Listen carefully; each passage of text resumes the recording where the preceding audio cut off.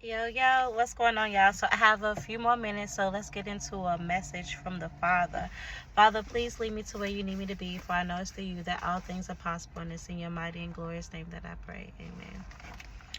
This revelation is coming from Judges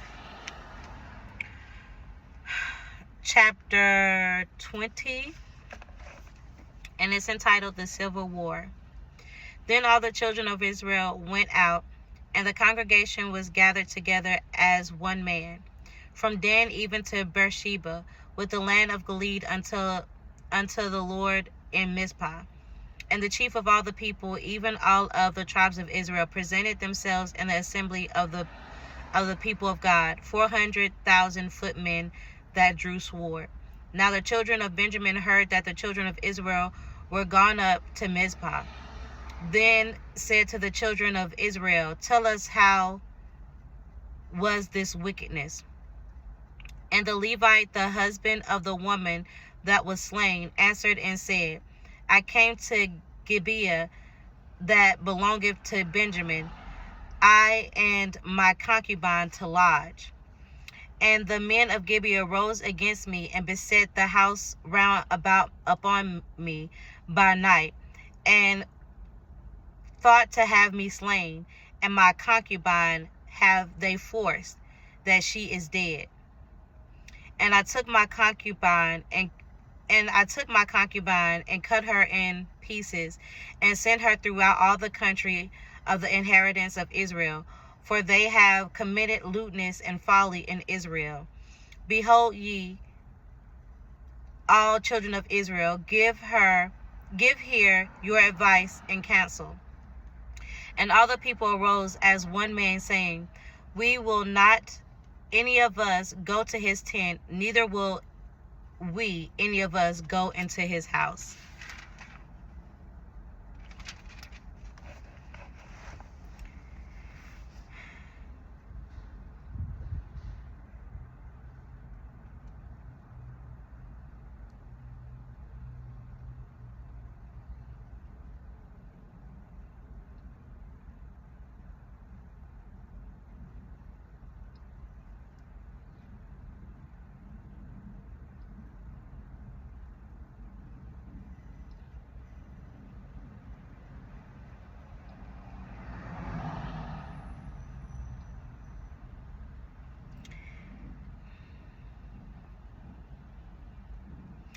For whoever this message and revelation is for, it's like the Father is about to cause a war over a daughter of God. And there is also a man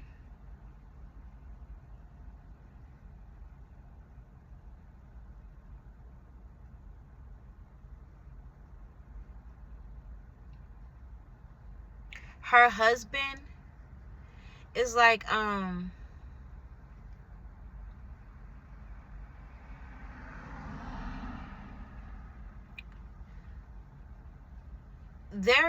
it's how can I say it, Lord Jesus?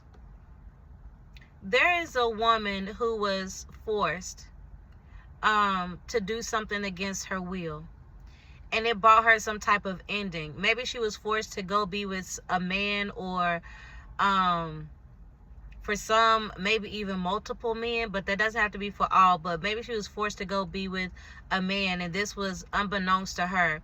And when I say forced, I mean mind games, witchcraft, powers of darkness. And this led her to some type of ending, some type of death when it came to her marriage. Because it's like, because this man or a man or some men forced this woman to come to them or to be with them, it caused some type of ending in her marriage, in her relationship to her husband. And it's like her husband wants people to know what happened. He wants this, it's like he wants this story to be told to other children of God, to the different tribes, to the different lineages, to the different bloodlines. It's like this husband wants people to know.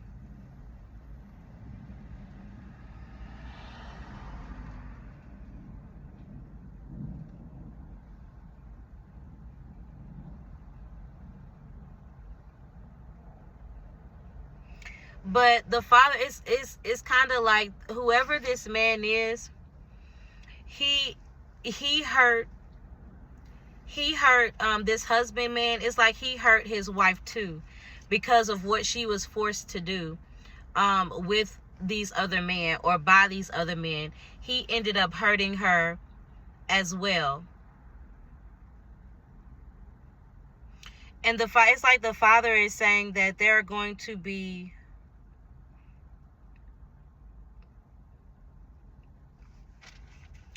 people who refuse to go to this man's house.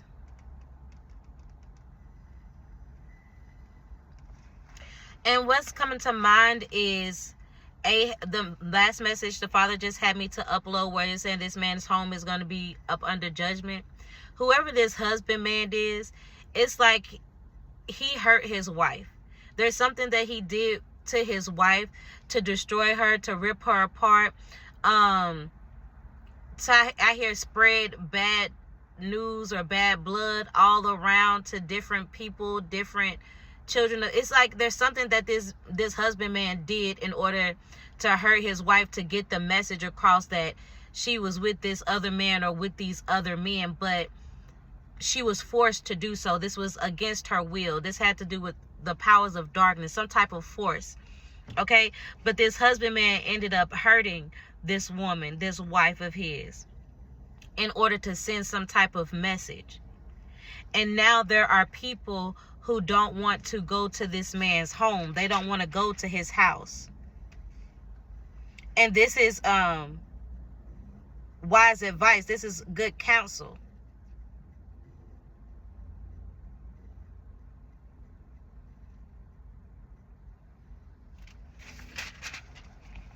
But now this shall be the thing which we will do in Gibeah. We will go up by lot against it, and we will take 10 men of 100 throughout the tribes of Israel, and 100 of the 1,000, and 1,000 of the 1,000, 1,000 out of 10,000, to fetch victual for the people that we may do. When they come to Gibeah of Benjamin, according to all the folly that they have wrought in Israel. So the men of Israel were gathered against the city, knit together as one man. And the tribes of Israel sent men throughout the tribe of Benjamin, saying, what wickedness is this that is done among you? Now therefore deliver us the men, the children of Belial, which are in Gibeah, that we may put them to death and put away evil from Israel. But the children of Benjamin would not hearken to the voice of their brethren, the children of Israel. But the children of Benjamin gathered themselves together out of the cities unto Gibeah, to go out into battle against the children of Israel. The children of Benjamin were numbered at the time out of the cities 26,000 men, and drew sword beside the inhabitants of Gibeah, which were numbered 700 chosen men. Whoever these people are, whoever this the tribe of Benjamin, this man that's represented as Ahab that hurt his wife because of what was done to her, because she was forced by this man or these men to come to her, and this man did what he did. The father is saying that this man now wants to go to war, basically with this woman. He wants to go to war with this woman, with the children of Israel.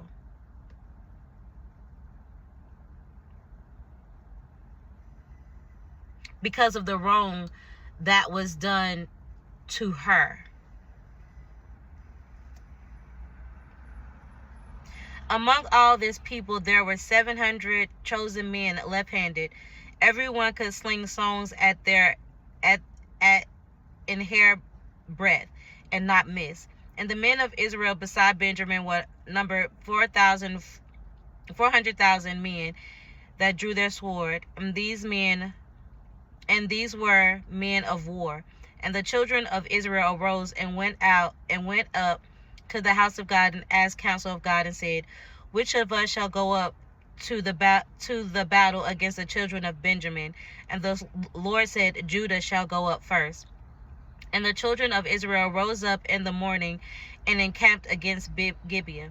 And the men of Israel went out to battle against Benjamin. And the men of Israel put themselves in array to fight against them at Gibeah. Whoever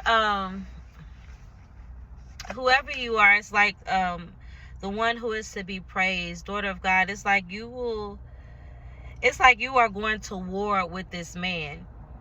And what I'm seeing is like two lions fighting. A male lion and a female lion.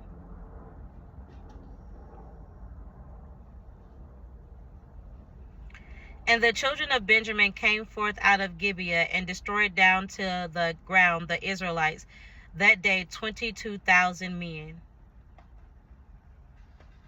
And the people of Israel encouraged themselves and set their battle again in the array in the place where they put themselves in array the first day. And the children of Israel went up and wept before the Lord until even, and asked counsel of the Lord, saying, Shall I go up again to battle against the children of Benjamin, my brother? And the Lord said, Go up against him. And the children of Israel came near against the children of Benjamin the second day. And Benjamin went forth against them out of Gibeah the second day, and destroyed down to the ground the children of Israel, again 18,000 men, and all these drew swords. Whoever you are, the Father is saying, you have gone to war with this person more than once. Okay, whoever this man is, that was supposed to be representing your husband that did this awful act to you, the Father saying you have went to war with this person and their army, or whoever they have behind them, or whatever. You have went to war with this person more than once. And 1, 2, 3, 4. It's not like you've always won when you have went to battle with this person. You have not always won every battle.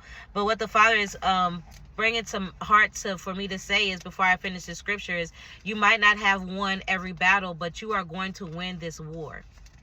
Okay, you might not have won every battle up until this point, but you are going to win the war. Then the children of God and all the people went up and came to the house of God and wept and sat there before the Lord and fasted that day until evening, and offered burnt offerings and peace offerings before the Lord. Whoever you are, you have done a lot of crying before the Father. You have fasted. You have you have cooked for the Father, offering burnt offerings, peace offerings before the Lord, trying to figure out what it is that you need to do, what it is that you can do in order to make things right. When it comes to going to battle and to war with this man who is supposed to be, who is representing your husband, but did all of this to you. Okay, like the man from the tribe of Benjamin. And the children of Israel inquired of the Lord, for the ark of the covenant of God was there in those days. So whoever you are, the Father just wants you to know. You may be asking the Father, like, are you special to him? Does he still love you, and all these type of things? And the Father is saying, whoever you are the ark of the covenant. You are somebody that's special to him.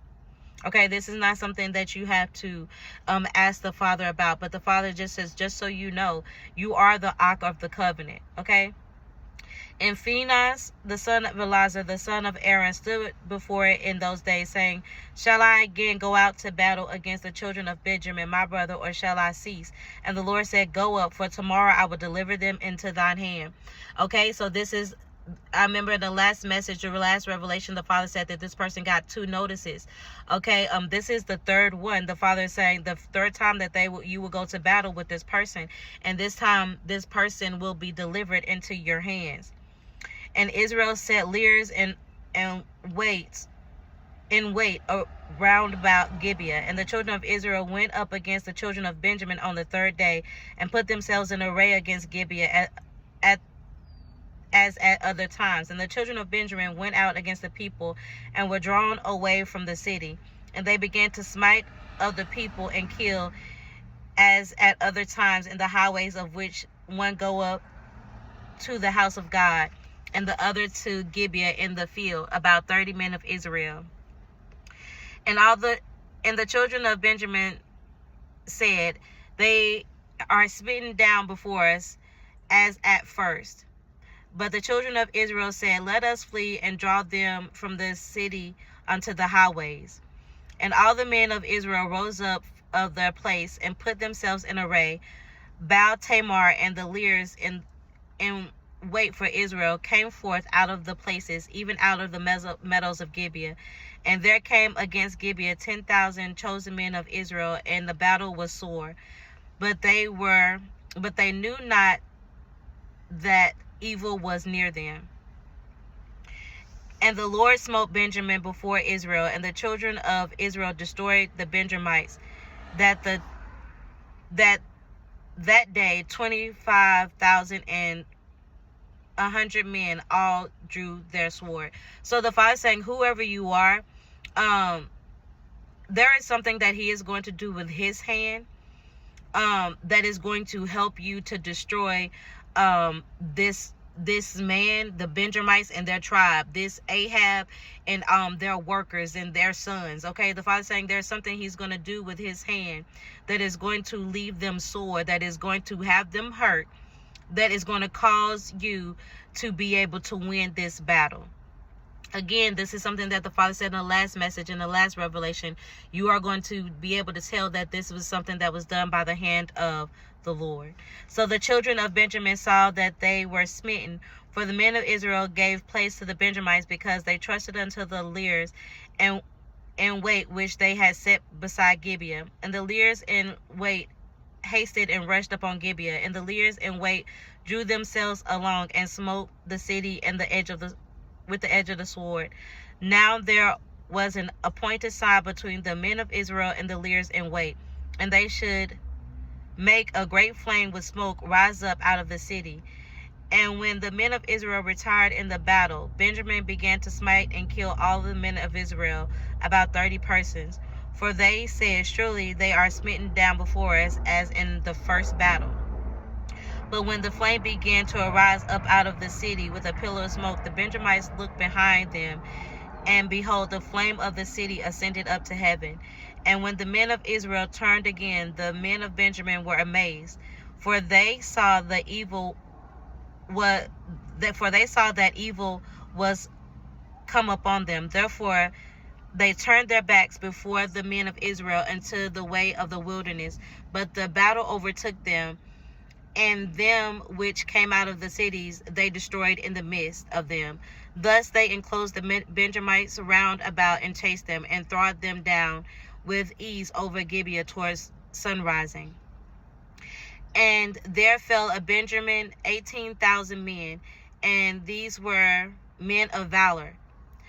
And they turned and fled toward the wilderness unto the rock of Rimmon. And they gleaned in them in the highway 5,000 men, and pursued hard after them into Gibeah, and slew 2,000 men of them. So that all which fell that day, Benjamin, were 25,000 men that drew the sword, and these were men of valor. But 600 men turned and fled into the wilderness, into the rock of Rimmon, and abode in the rock of Rimmon 4 months. And the men of Israel turned again upon the children of Benjamin, and smote them with the edge of the sword. And the men of every city as the beast, and all that came to hand. Also they set on fire all the cities they came to. So the Father is saying, whoever this person is, they think they're going to be able to beat you. They think they're going to be able to defeat you, but they will see in the end that this is not something that they will be able to do. Although this is someone who is very strong, and the people that they work with, or the people that they are teaching or working up under them, they are very strong men as well. But there is no one stronger than the Alpha, the Omega, the beginning and the end. There is nobody's hand that is heavier or stronger than the Father's, or mightier than the Father's. And the Father is saying he is about to use his hand to do a thing. Okay, and it is going to send these men of valor running. And it's going to send some of them into hiding. And some of them, everything will be destroyed. Okay, running, hiding, destroyed, loss, ruin, destruction, demise. Okay, and this is what is going to take place. And that's the message. That's the revelation. The Father says this is the civil war. You might have lost the battle before, but the Father says you will win the war when it comes to this man. Okay, who is a representation of your husband. You might have lost battles, but you will win the war. Okay, and again, this is something that you will find out by morning, or in the morning, or that will take place in the morning. Okay, that's the message. Please. And for some, this could be a female that is representing this Ahab, who is representing this Jezebel, or who is representing this Benjamin that did this to a male, or she is doing this to a female. Just take it back to the Father. But for some, for whoever this message of Revelations for is, it is definitely a warlock, a man, someone who was supposed to be your husband and got angry with you because there were other men, or another man forcing you to come to them. Okay, this is someone who feels like, this man feels like you cheated on him, maybe even. Okay, and he sought to take your life because he saw you talking to somebody else, or heard you was with somebody else, and he sought to take your life and make an example out of you. And this, whoever you are the daughter of God, and whatever it was a lie. It was not true. And with you being a daughter of God, this person, this man, or this woman, if it was a son of God, they didn't do anything but wage war with the Father which art in heaven. Okay, and the Father says this is a war he will not lose. You might have lost the battles, the first battle, the second battle, but the Father says this third time you will not lose. And that's the message. That's the revelation.